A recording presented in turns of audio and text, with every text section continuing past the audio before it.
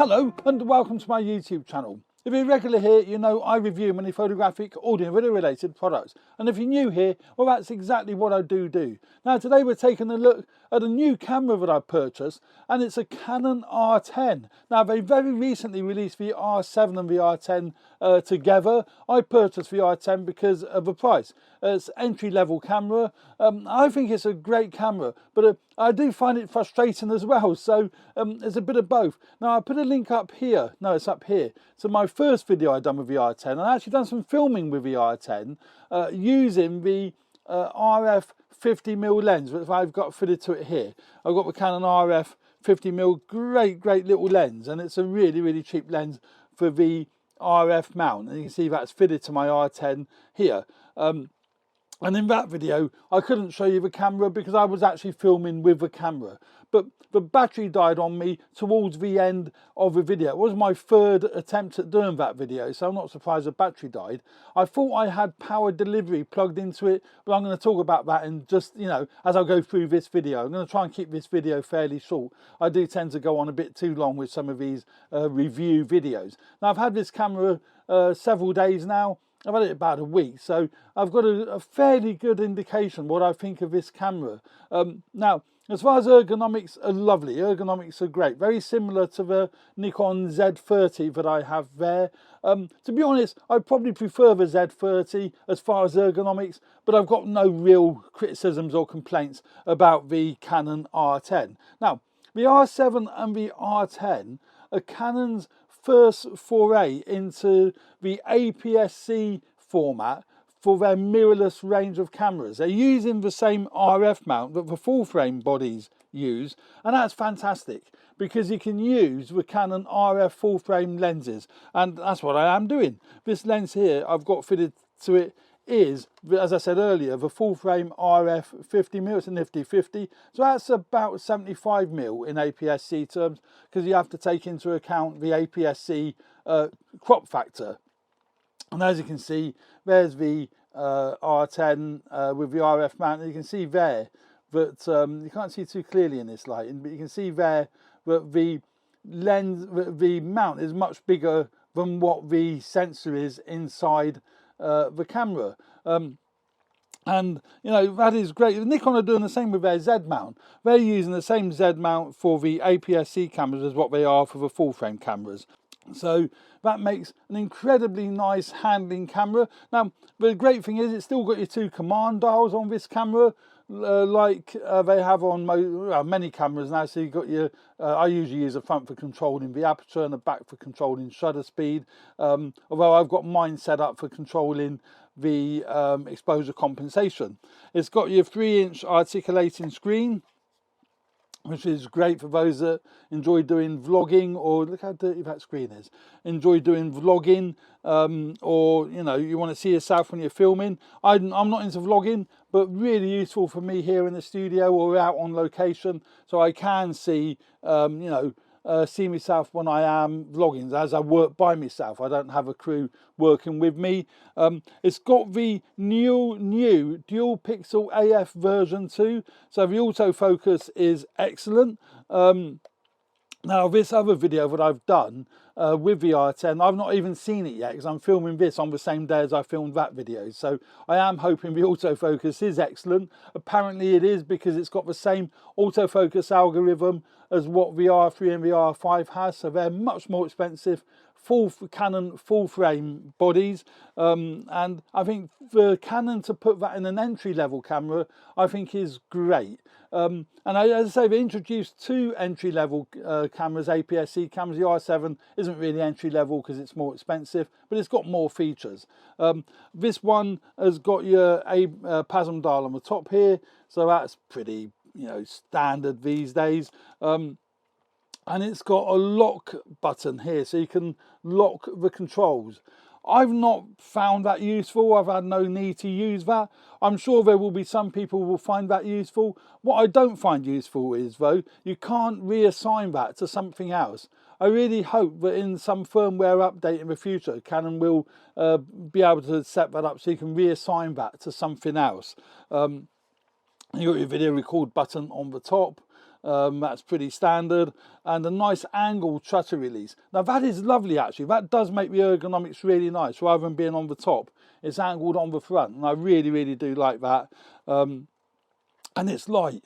I put in the video what the weight of the camera is. It's really light. Admittedly, I've got the nifty 50 fitted to it, but even with the kit lens, you know, it's still very light. This kit lens is actually really good. It is a plastic fantastic. It's got a plastic mount, and you know, it's all pretty much plastic. But the optical quality is fine. Now I'm going to quickly go through some of the images I've taken with the R10 on my computer here very quickly, but there will be a link in the description to my Flickr page. Take a look at them on Flickr. You'll be much better off doing that, because you'll be able to get a better understanding of what the images are like, and you can study them better on Flickr than you can here on my YouTube video. It has got the new Canon multi-interface shoe, so apparently there are going to be accessories, particularly microphones, that are coming out, made by Tascam and I guess Canon and one or two other manufacturers, where you can just slide the microphone straight into the shoe without having to plug cables in. So that would be really handy. And on the subject of sound, it has got on the side here your various ports. You got micro HDMI out. I'm having issues with that. I say issues, it has got HDMI out, but the way Canon have implemented it is a bit bizarre. But you've got two video output settings. So one of them is to record to an external recorder, but it won't record internally on the SD card. But it also cuts out the monitor, so you can't see what you're doing. And the other setting is it feeds out the information to your monitor. You can't turn that off. I can't find a way of turning that off. So I'm finding the HDMI out. It's just a little bit frustrating. It is usable, but just a bit frustrating. And it's got USB-C for power delivery and power charging, which I'm yet to figure out how that works. I did plug in a power delivery USB block.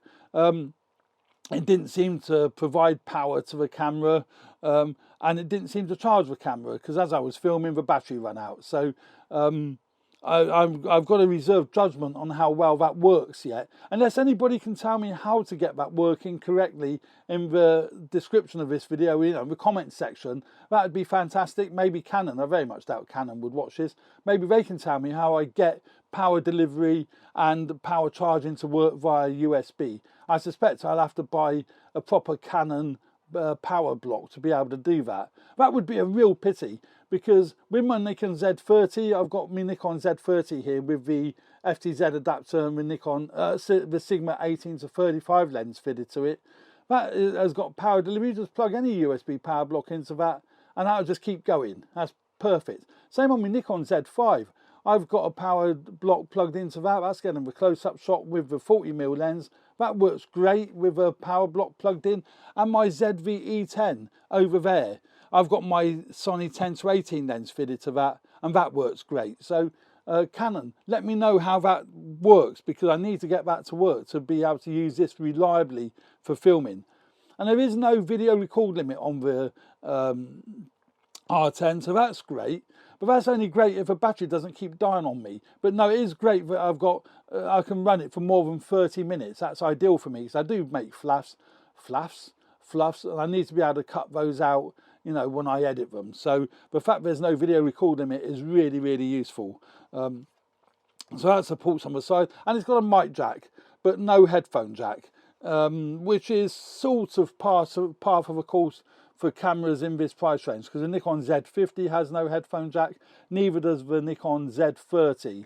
Although, ironically, the ZV-E10, the Sony ZV-E10 does have a headphone jack, and that's a cheaper camera. But doesn't it get confusing when people are buying cameras as to which to go for? 24 megapixel sensor.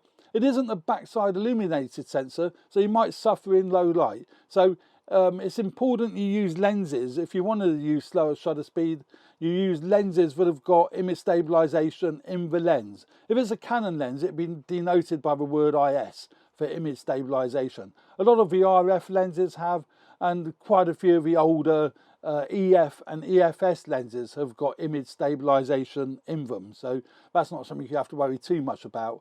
The R7 that came out along with this has got image stabilization. That's a more expensive camera, and it also has a headphone jack, but then again, that is a more expensive camera. This is entry level. A nice on-off switch on the top here. It's on the same side as your one hand, so you can actually use that, switch it on with one hand, so that's ideal. Turn it on and off there.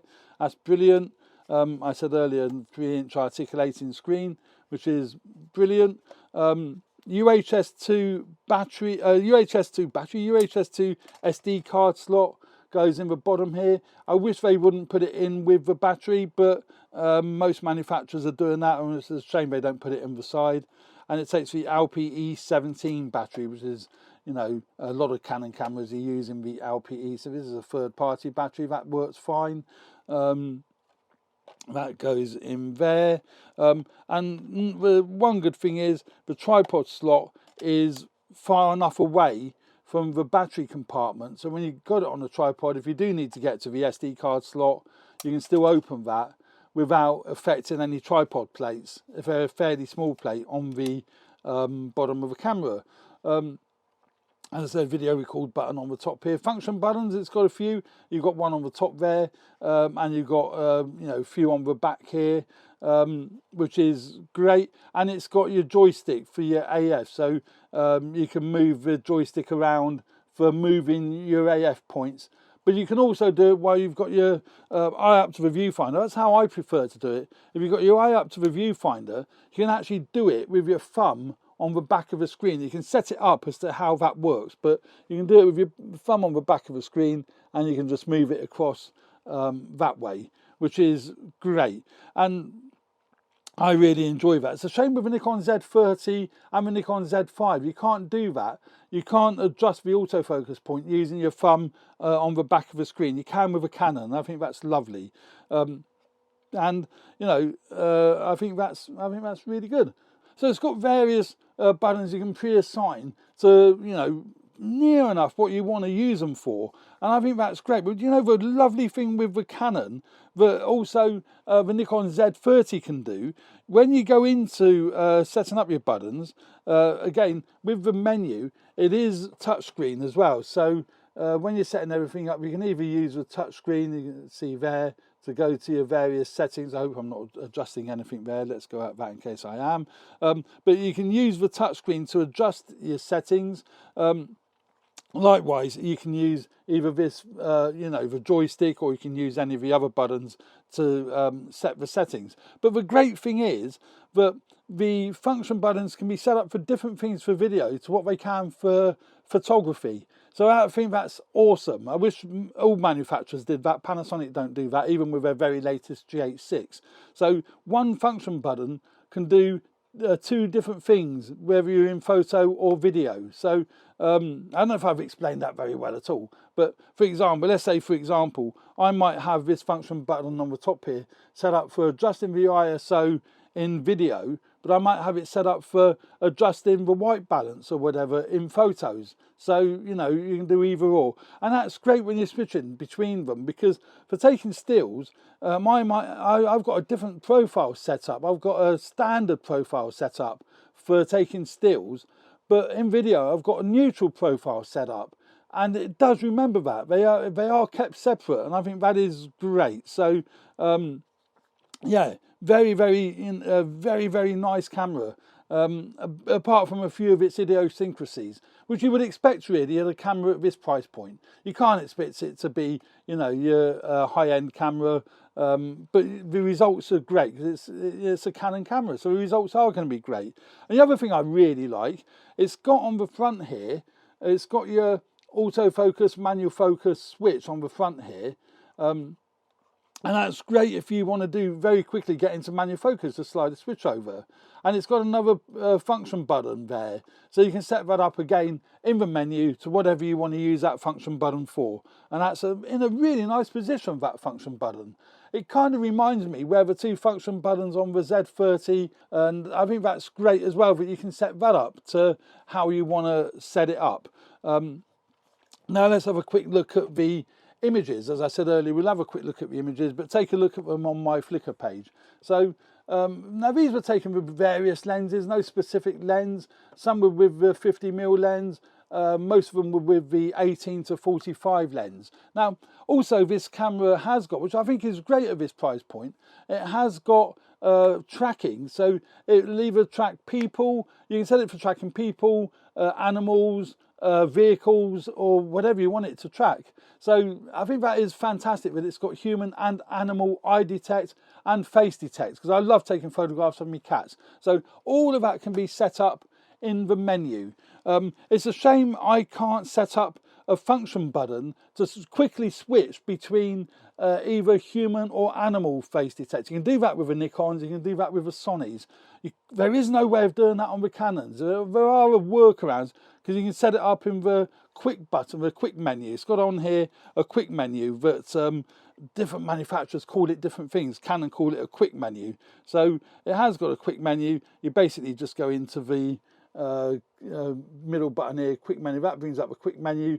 Then you can quickly dial through what settings you want to set on, what you want to set up, and you can set up your tracking and your animal or human detect on the quick menu. So you know, from that point of view, it's fine. But it's a shame that you can't do that on a function button and do it even quicker. But yeah, so let's just go into Apps Priority. Now go to the quick menu, and you can see there you've got your AF operation.